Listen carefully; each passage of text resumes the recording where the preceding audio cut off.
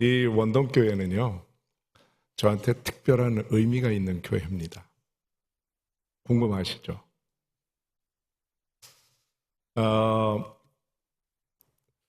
1991년도 10월 22일이었습니다. 그날 이 건물이 아니고 옛날 건물, 거기 서울로에 40회 노회가 있었는데 거기에서 제가 목사 안수를 받았습니다. 제가 원동교회는 잊을 수 없는 교회예요. 그래서 그날 이제 인간 하재송은 죽고 목사 하재송이 태어난 날입니다. 그래서 원동교회는 제 신앙 여정에 있어서 뭐라 그래야 되나요? 영적으로 새로 태어난 그런 의미 있는 곳입니다. 여러분들이 아마 그 노예를 위해서 그 당시에도 기도 많이 하셨을 텐데 우리 성도님들의 또 기도를 통해서 그 당시에 여러 사람이 목사 안수를 받았고 또 강도사 인허를 받고 옛날 그 강단 위에서 목사님들의 안수 기도를 받고 목사가 돼서 이렇게 한 34년 됐나요? 만에 다시 이렇게 원동교회에 와서 말씀을 나누게 되니까 정말 감회가 새롭습니다. 아무튼 조금 사설이 길긴 한데 저한테는 굉장히 의미 있는 교회고 또 우리 정현민 목사님 이렇게 청해 주셔서 이렇게 귀한 강단에 와서 목사로서 이렇게 말씀을 전할 수 있게 돼서 얼마나 감사하고 가슴이 벅찬지 모르겠습니다. 여러분한테 다시 한번 예수 그리스도의 이름으로 문안 인사드립니다. 평안하셨죠? 네, 34년 만에 돌아왔습니다. 오늘 찬양대 헌신 예배를 통해서 여러분 만나 뵙게 돼서 너무 감사하고 소개해 주신 대로 저는 총신대학교 교회음악과 교수로 우리 학생들을 가르치고 있습니다. 올해 입시는 다 끝나서 이제 신입생들을 저희가 맞아드렸는데요. 이제 또 9월 이렇게 되면 수시가 또 다가오고 또 내년 1월에는 또 정시가 있게 됩니다. 이왕 제가 왔으니까 여러분 혹시 자녀분들이나 아니면 주위에 이렇게 대학을 준비하는 학생들이 있으면 저희 학교에 보내주시면 저희가 신앙적으로 잘 교육하고 또 음악적으로도 잘 가르쳐서 귀한 이제 하나님의 일꾼이 되도록 양육하도록 하겠습니다. 뭐 어떠한 과든지 여러분들 꼭 기억하셔서 총신대학교 위해서 계속 기도해 주시는데 아무튼 학생들도 많이 보내주시면 감사하겠습니다. 다시 한번 우리 정현민 목사님 감사드리고 당회 감사드리고 그리고 우리 성도님들 감사드립니다. 네, 오늘 이 본문은 예수님께서 십자가의 죽음을 위해 예루살렘 성에 입성하실 때의 일입니다. 절기적으로는 종려주일에 일어난 일이라고 보시면 되는데 올해에는 4월, 즉 다음 달 둘째 주일이 됩니다. 당시 사람들이 예수님을 높이 찬양했는데 본문 9절, 10절 말씀을 다시 한번 보시겠습니다. 본문 9절, 10절 같이 보실까요? 앞에서 가고 뒤에서 따르는 자들이 소리 지르되 같이 읽겠습니다. 호산나 찬송하리로다. 주의 이름으로 오시는 이여 찬송하리로다. 오는 우리 조상 다윗의 나라여 가장 높은 곳에서 호산나 하더라. 아멘. 오늘 이렇게 찬양대 헌신 예배를 드리면서 이 특별한 찬양을 중심으로 호산나 찬송하리로다 라는 제목으로 함께 말씀을 나누고자 합니다. 본문에서 그려지고 있는 이 예수님의 예루살렘 입성 사건은 고난주간의 시작을 의미할 뿐만 아니라 예수님의 구원 역사가 정점을 향해 나아가고 있다는 매우 중요한 의미를 담고 있습니다. 구약 스가랴 9장 9절은 이렇게 예언합니다. 시온에 따라 크게 기뻐할지어다. 예루살렘에 따라 즐거이 부를지어다. 보라, 내 왕이 내게 임하시나니 그는 공의로우시며 구원을 베푸시며 겸손하여서 나귀를 타시나니 나귀의 작은 것 곧 나귀 새끼니라. 이 연의 말씀대로 예수님께서는 나귀 새끼를 타시고 예루살렘 성으로 들어가셨습니다. 그때 수많은 사람들이 예수님 앞에서 가고 뒤에서 따르면서 예수님을 이렇게 찬양했습니다. 이미 읽은 말씀입니다. 호산나, 찬송하리로다. 주의 이름으로 오시는 이여, 찬송하리로다. 오는 우리 조상 다윗의 나라여, 가장 높은 곳에서 호산나. 찬송받으시기에 지극히 합당하신 예수님께서 사람들의 환호와 찬양을 받고 계십니다. 사람들은 호산나라고 외치면서 주님이 오신다, 우리 조상 다윗의 나라가 오고 있다 라고 소리를 높여서 찬양했습니다. 십자가 구원의 역사에서 예수님의 예루살렘 입성과 이 찬송이 차지하고 있는 중요성은 이루 헤아릴 수가 없습니다. 그래서 예수님의 이 예루살렘 입성과 그때 사람들이 소리 높여 부른 이 찬송은 본문뿐만 아니라 마태복음 21장 6절에서 11절, 누가복음 19장 37절에서 40절, 요한복음 12장 12절에서 13절 등 사복음서에 모두 기록이 되어 있습니다. 그만큼 중요한 사건이라는 의미입니다. 그런데 오늘 본문의 찬송이 가지는 이 구속사적인 중요성과 함께 오늘 본문에 나타나는 이 사람들의 찬양과 경배의 모습은 오늘날 우리들에게 찬양에 관해서 몇 가지 중요한 사실들을 교훈해 줍니다. 그래서 오늘은 이 본문을 통해서 헌신을 새롭게 다짐하시는 찬양대원 여러분들에게, 그리고 늘 주님을 찬양하는 삶을 살기를 소원하시는 우리 성도님들 모두에게 주시는 찬양에 대한 가르침을 묵상해 보고자 합니다. 우선 첫째로 우리는 본문에서 찬양에는 수고와 헌신이 따라야 한다는 지극히 당연한 사실을 다시 한번 확인하게 됩니다. 한번 따라해 보실까요? 찬양에는 수고와 헌신이 따른다.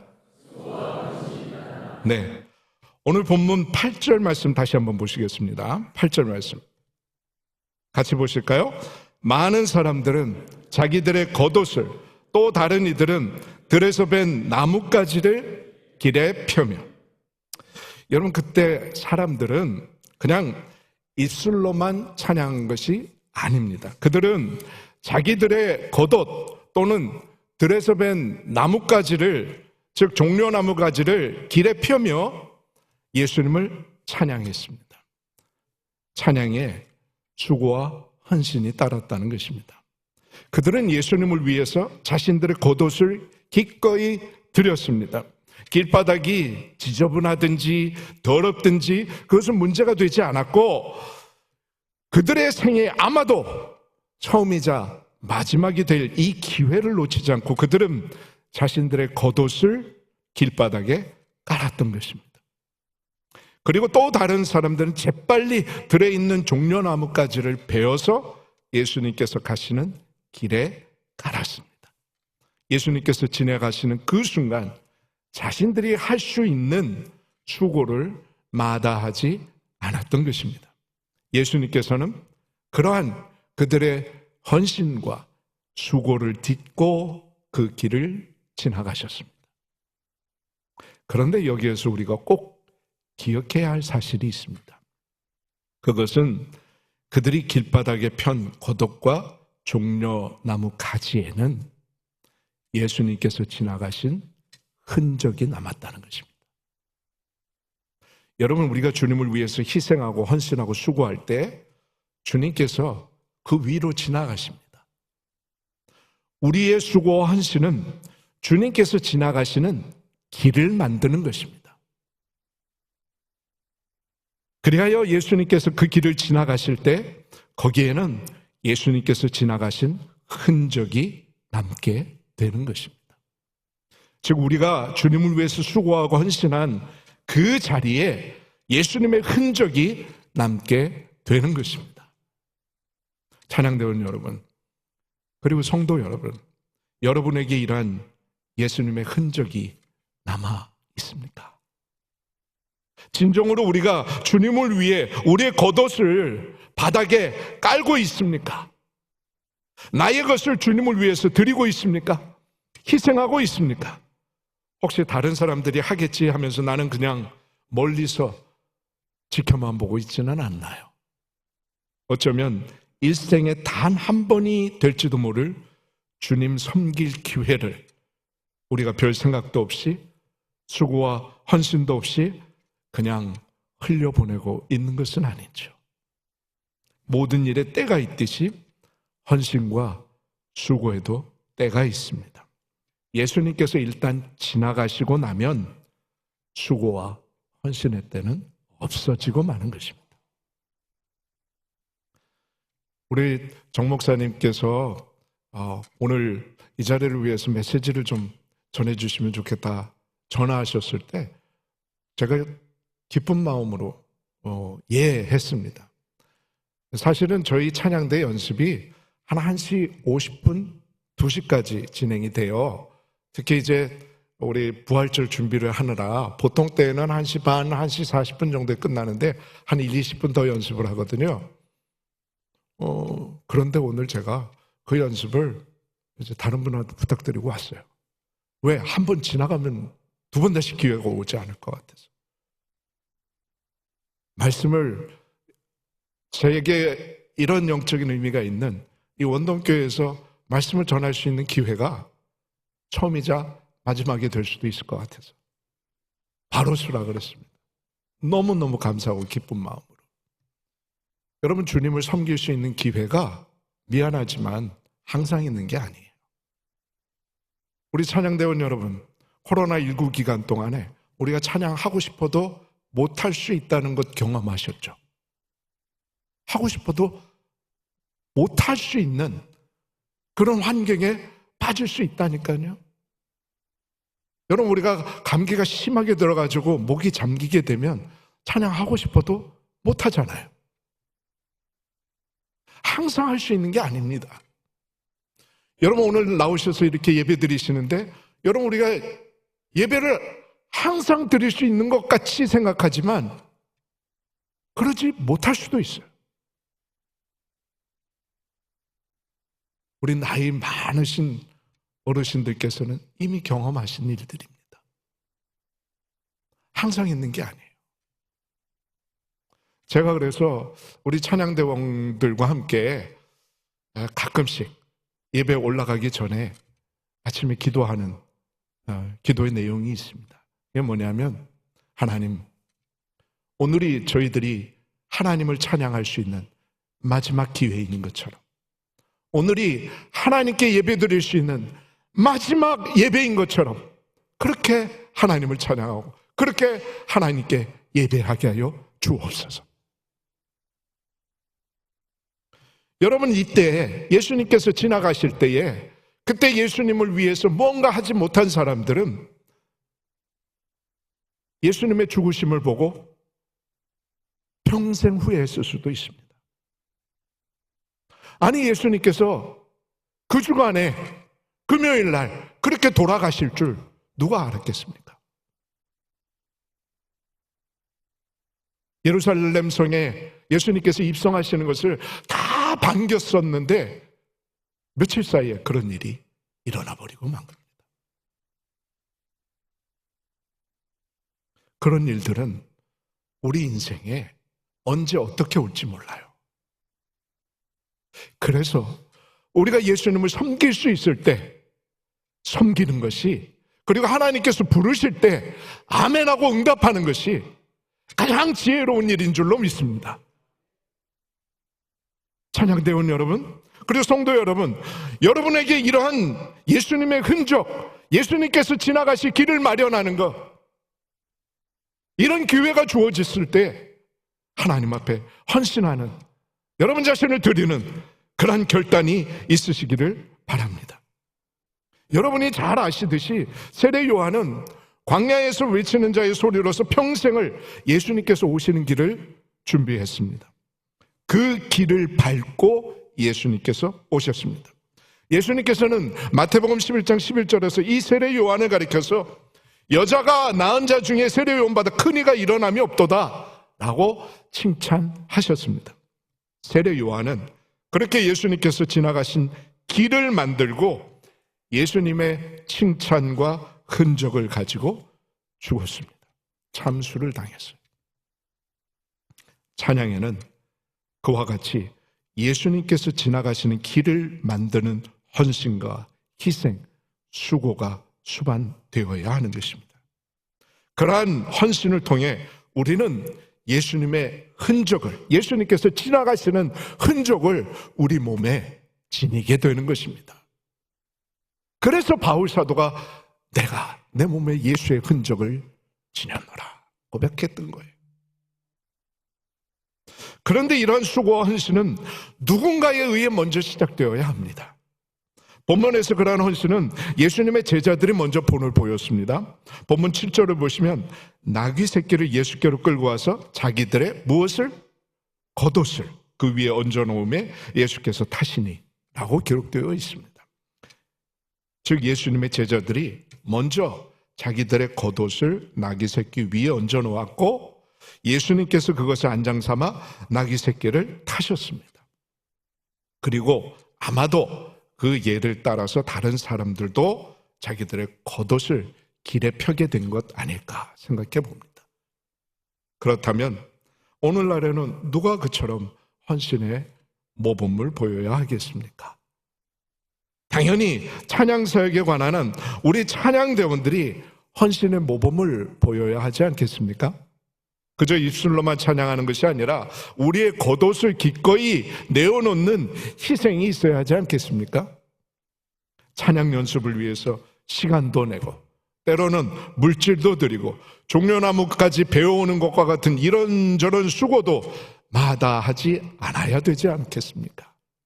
그러한 희생과 수고가 있을 때 우리는 예수님의 흔적을 우리 몸에 남길 수 있는 것입니다. 둘째로 우리는 본문에서 열정적으로 힘을 다해 찬양해야 함을 확인하게 됩니다. 따라해 보실까요? 열정적으로 힘을 다해 찬양해야 한다. 네, 본문 9절 상반절에 사람들이 예수님을 찬양했다고 기록하고 있는데 어떻게 찬양했습니까? 앞에서 가고 뒤에서 따르는 자들이 어떻게? 소리 지르되. 여기 소리를 질렀다는 것은 물론 1차적으로 큰 소리로 외쳤다는 것입니다. 그렇다면 그 외침은 어떤 외침이었을까요? 아마도 열정적으로 힘을 다해 외치는 소리였을 것입니다. 예수님께서 메시아로 유대인의 왕으로 예루살렘 성에 입성하시는 그 상황 속에서 사람들은 열렬히 환호하면서 예수님을 찬양한 것입니다. 찬양은 그처럼 열정적으로 힘을 다해 드려야 합니다. 종교개혁자 칼빈이 스위스 제네바에서 종교개혁을 일으켰는데요. 그 당시에 칼빈의 마음속에 굉장히 아쉬웠던 것들이 있었어요. 그게 뭐냐면 예배에 있어서 그를 가장 실망시킨 것이었는데 그것은 회중 찬송이 죽어서 예배가 냉랭했던 현실이었습니다. 중세교회에는 회중 찬송이 거의 없었어요. 사제들의 성가대가 찬양했을 뿐입니다. 예배는 라틴어로 드려져서 회중들이 알아들을 수가 없었어요. 회중들이 노래할 수가 없었습니다. 그러니까 회중 찬송이 다 죽었어요.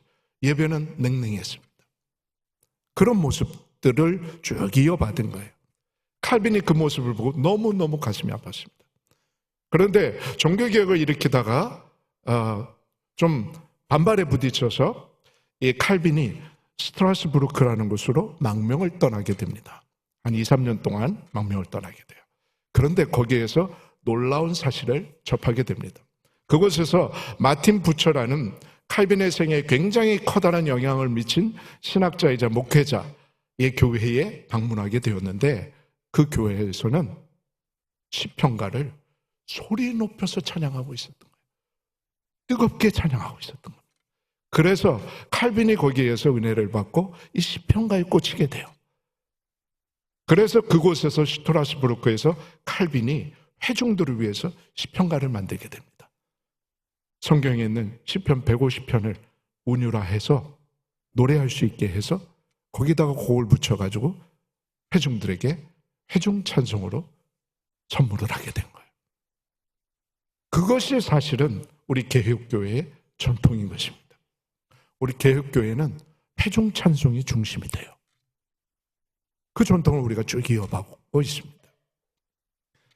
그 회중 찬송을 우리가 뜨겁게 할 때에 예배도 풍성해지고 하나님께서 크게 영광 받으실 줄로 믿습니다. 위대한 찬송 작가 찰스 웨슬리는 찬송을 부르는 방법에 대해서 언급하면서 힘차게 부르라 라고 역설했습니다. 이 형제가 찰스 웨슬리, 존 웨슬리, 이 두 사람이 말하자면 영국의 부흥운동을 일으켜서 감리교를 태동시키게 되는데요. 존은 설교자였고 찰스 웨슬리는 음악가였습니다. 그래서 두 사람이 힘을 합쳐서 부흥운동을 일으키게 된 거예요.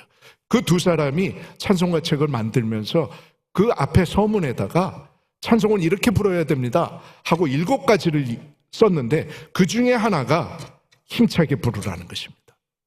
힘차게 부르라. 그는 이렇게 이야기합니다. 힘차게 부르라.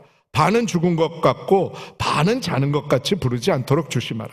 힘을 다해서 목청을 높이라. 자기 육성을 부끄러워하지 말라. 당신이 사단의 노래를 부르지 않는 한에는.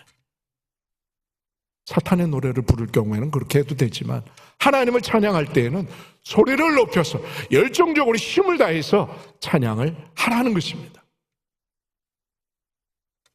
하나님을 찬양하는데 힘차게 목청을 높여서 열정적으로 찬양하라는 권면인 것입니다.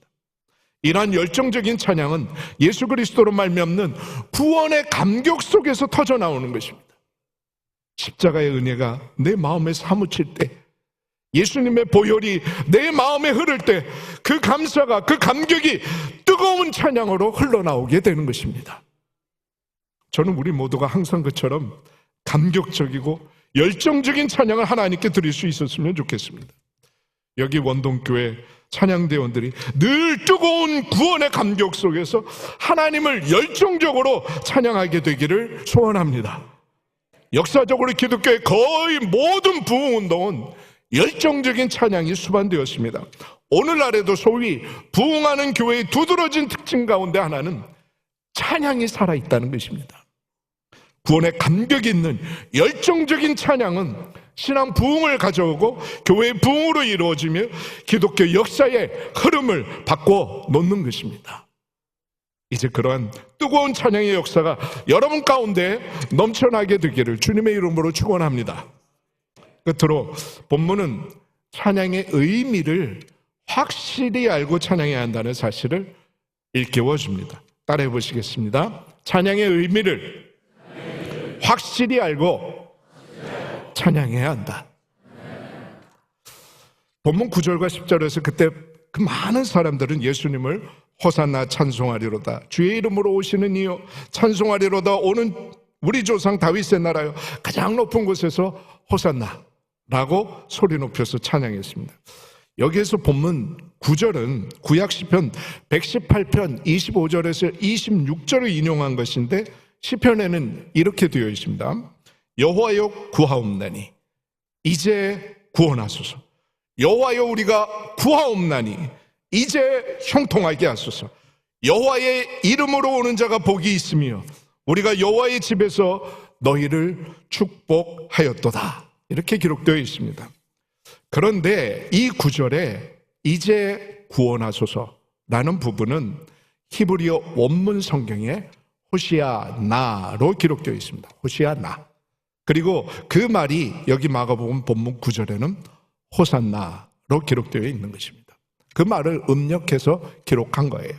그러므로 본문의 호산나라는 말의 성경적인 뜻이 뭔가요?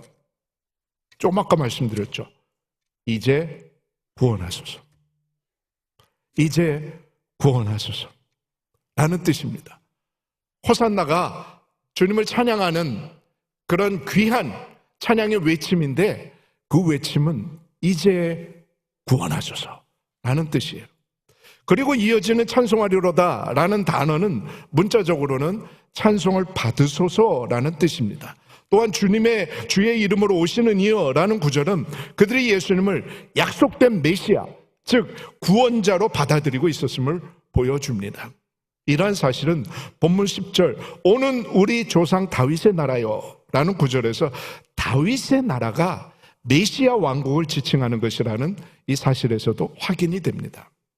그런데 이상한 일은 이렇게 열렬히 예수님을 메시아로 맞이하였던 사람들이 물론 다는 아니겠지만 며칠 후에는 예수님을 십자가에 못 박으라고 소리 질렀다는 점입니다.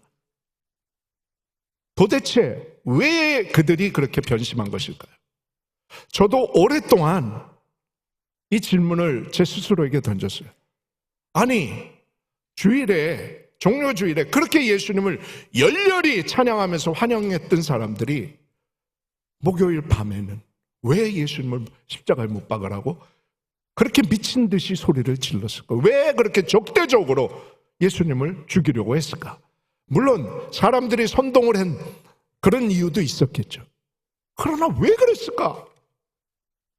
왜 태도가 180도로 달라졌을까?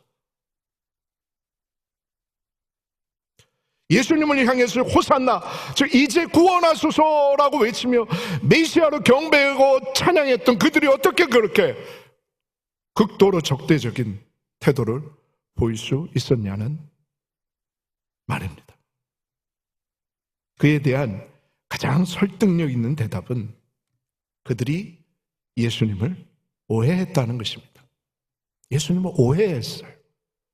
그들은 이스라엘을 이방 나라의 압제에서 구원하고 이스라엘을 회복시킬 정치적인 메시아를 기대했는데 며칠 지켜보니까 예수님은 그런 메시아가 아니었던 것입니다. 예루살렘 성에 딱 들어오시면 뭔가 이렇게 하실 줄 알았는데 그렇게 안 하시는 거예요. 그래서 결국 예수님을 십자가에 내던져 버린 것입니다. 마음이 바뀐 거예요. 조변석계라는 말이 있지 않습니까? 아침 다르고 저녁 다른 거, 이게 사람의 마음인 거예요. 그런 관점에서 보면 본문의 이 찬양은 사람들이 구약 시편 118편 25절 26절의 성경적인 의미를 제대로 파악하지 못하고 부른 찬양이라고 해석할 수가 있습니다. 예수님께 열렬히 경배와 찬양을 드린 것은 분명 옳고 배울 만한 모습입니다. 그러나 그들은 그들이 찬양하는 내용을 올바로 이해하지 못했던 것입니다. 호산나, 무슨 뜻이라 그랬어요? 이제 구원하소서 라고 찬양하면서 그들은 어떤 이 로마의 압제에서 벗어나는 그런 정치 사회적인 구원을 기대했고 주의 이름으로 오시는 이여 이렇게 찬양하면서 그들은 예수님을 정치적인 메시아로 보았던 것입니다. 그러나 예수님은 죄와 사망으로부터 자기 백성을 구원하시기 위해서 이 땅에 오셨습니다. 구약에 예언된 메시아는 바로 그러한 영적인 구원자 메시아였던 것입니다. 그런데 오늘 본문의 그들은 그러한 사실을 오해했던 것입니다. 이 땅에 메시아의 왕국이 이루어지는 줄 알았던 것입니다. 여기에서 우리는 찬양의 의미를 올바로 이해하고 찬양하는 것이 얼마나 중요한지 새롭게 깨닫게 됩니다. 의외로 많은 분들이 찬양을 할 때 그 찬양의 의미에 대해 깊은 관심을 기울이시지 않습니다. 지금은 가사가 고쳐졌습니다만 이전 통일 찬송가에 나 가난복지 귀한 성에 라는 찬송이 있어요. 그 찬송을 제가 많이 좋아했는데요. 도대체 가난복지가 무슨 뜻인지 어린 시절에는 도무지 이해가 되질 않았어요. 가난복지. 한편으로는 이런 생각도 해봤습니다. 가난복지라고 했는데 왜 복지가 가난하지? 그러다가 후에 그것이 가나안 복지를 가리키는 것이라는 사실을 알게 되었어요. 가나안 복지. 가나안 복지라고 해야 되는데 음절이 하나 남으니까 가나안을 줄여서 가나안이라고 한 거예요. 끄덕끄덕 하시는 분들이 저와 똑같은 분들인 것 같아요. 아직까지 그 의미를 모르시는 분들인 것 같아요. 이제 그 찬송 제목이 어떻게 바뀌었냐면 나 가나안 땅 귀한 성회로 바뀌었어요. 제대로 바뀐 거예요. 이제 옛날처럼 나 가나안 복지 나 복지는 들어가야 되는 거기 가면 가난해. 거기 가야 되나 말아야 되나 이런 고민 안 해도 돼 이제. 그래서 이제는 그 찬송의 의미를 바로 알고 부를 수 있게 됐어요. 이런 경우가 우리 찬송가에만 해도 여러 건이 있어요. 예 하나 더 드릴까요? 이전에 크리스마스 찬송 중에 어떤 찬송이 있었냐면 동방박사 세 사람 이렇게 있었어요. 기억하시죠? 그런데 여러분 동방박사가 몇 명이 예수님께 경배를 했는지 아세요? 여기 세 사람이라고 그랬잖아요. 세 사람 맞아요? 성경에 세 사람이라고 나와 있어요? 안 나와 있어요, 성경에. 3이라는 숫자는 어디서 왔을까요? 세 가지 예물을 드렸지. 황금, 유향, 모략. 세 가지 예물을 드린 거지 세 사람이 왔다는 말은 없어요, 성경에. 여러분 크리스마스 그 기록을 잘 살펴보세요. 성경에 그런 말 없어요. 그래가지고 제가 궁금해가지고 여러 주석책을 살펴봤어요. 그랬더니 주석가들이 세 사람이라고 확정을 못해요. 어떤 주석가들은 그 당시에 동방박사가 온 숫자가 한 16명쯤 되었을 것이다 이렇게 추정하시는 분들도 있어요. 몰라요.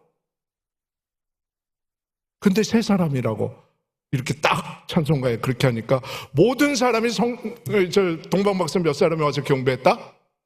세 사람이 와서 경배한 걸로 다 아는 거예요. 그러니까 주일학교 때부터 그렇게 알고 큰 거예요. 이게 찬송의 폐해인 거죠. 성경을 제대로 가르쳐야 되는데 그렇지 않은 거예요. 그래서 지금 찬송에는 바뀌었어요, 가사가. 뭐로 바뀌었냐면 동방에서 박사들 이렇게 바뀌었어요. 제대로 바꾼 거죠. 세 사람이 없어졌어요. 그런 게 얼마나 많은지 몰라요.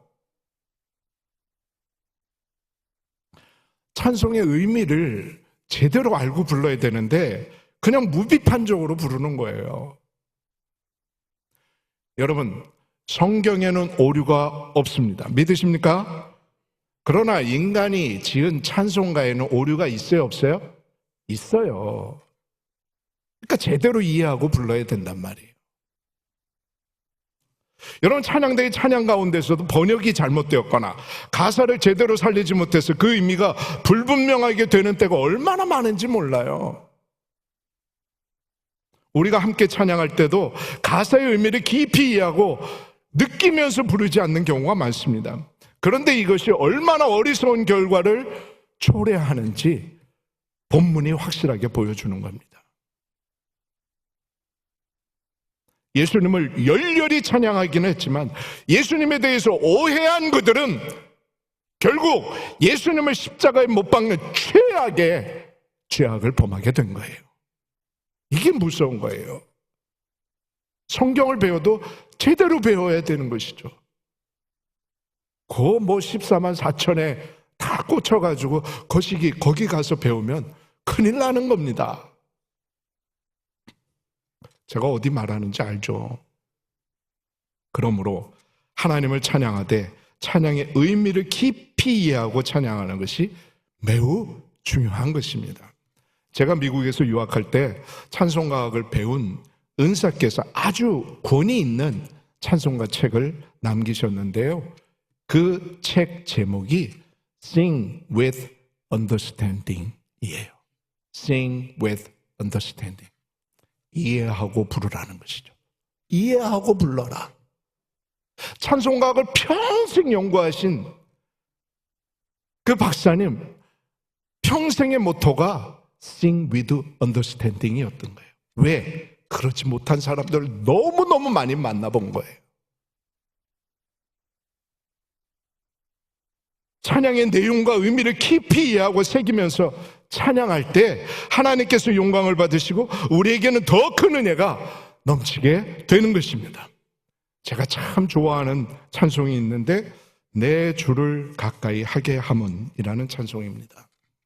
이 찬송에는 내 평생 수고와 고생이 되더라도 늘 찬송하면서 주께 더 나가기 원한다는 찬송 작가의 마음이 잘 나타나 있습니다. 주님을 가까이 하는 게 뭐 늘 기쁜 것은 아니에요. 때로는 고통스러운 길을 통과해야 될 때도 있어요. 사막 같은 그러한 황량한 벌판을 통과할 때도 있어요. 그것을 이 찬송 작가는 알았어요. 그래서 이렇게 노래합니다. 내 주를 가까이 하게 함은 십자가 짐 같은 고생이나 내 인생 소원은 늘 찬송하면서 주께 더 나가기